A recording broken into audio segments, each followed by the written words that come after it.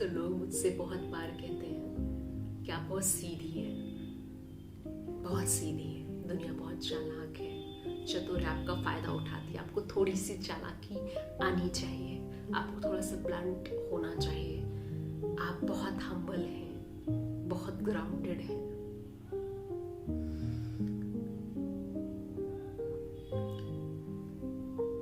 और दूसरी दिशा में मैं मेरे बारे में सोचती हूँ कि जो भी व्यक्ति जागा हुआ है, थोड़ा सा भी खुद के प्रति अवेयर है, सजग है, अपने थॉट्स के प्रति, अपने एक्शन के प्रति, क्या देख रहा है, क्या सुन रहा है, क्या बोल रहा है, इन सारी चीजों के प्रति थोड़ा सा भी सजग है, क्या आप उसे कम स्मार्ट समझते हैं? क्या आप उसे बुद्धू समझते हैं?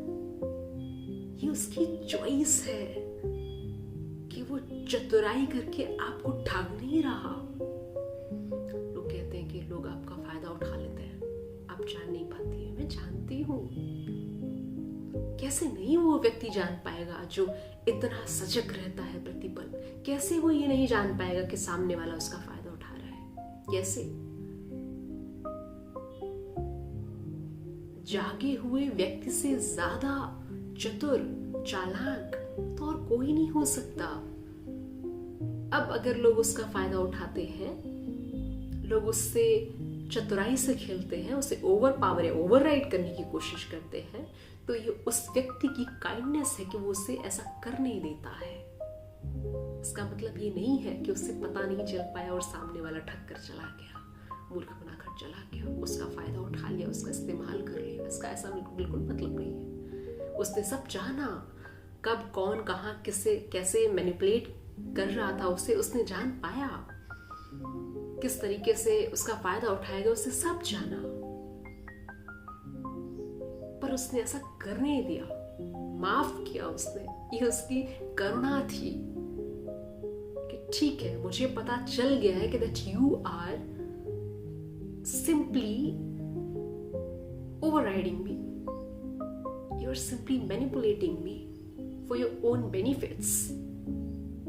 आपको लगता है कि उसे पता नहीं चला, उसे पता चला है।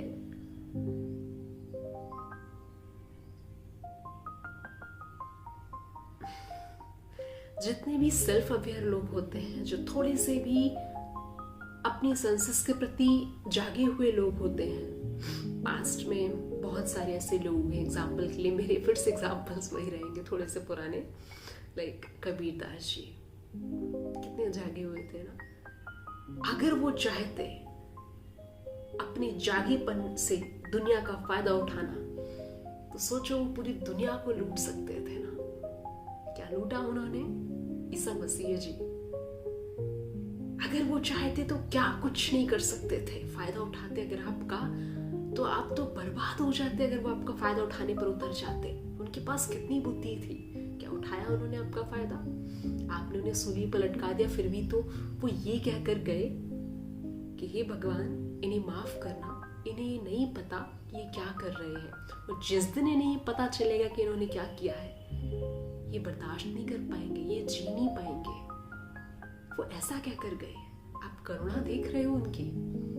आप सोच रहे कि आप चालाक हो, देखो आपने इसको सूली पर लटका दिया। सीरियसली?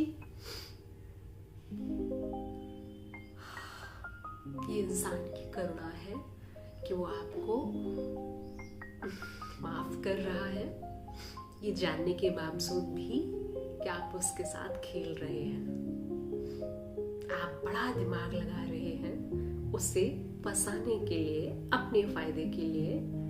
और वो व्यक्ति यदि फंसने के लिए हाँ कह रहा है, या आपसे बड़ी निर्मलता, कोमलता, प्रेम पूर्वक आपसे ट्रीट कर रहा है, इसका मतलब ये नहीं है कि उसने कुछ नहीं जान पाया, या वो आपके वास्तविक रूप को नहीं पहचान पाया। वो पहचान पाया भली भांति, फिर भी ये उसकी करुणा है कि वो आपको माफ करता है, आपसे प्रेम करता है, और आपके लिए ऊपर वाले से भी क्षमा की गुहार लगाता है कि इसे क्षमा करना, इसे नहीं पता, इसे इसके कर्म का फल मत देना, ये बर्दाश्त नहीं कर पाएगा, ठीक है जाने दो। तो इन शॉर्ट, जो व्यक्ति खुद को जानता है, जो व्यक्ति खुद को समझता है, जो जो व्यक्ति ध्यान करता है,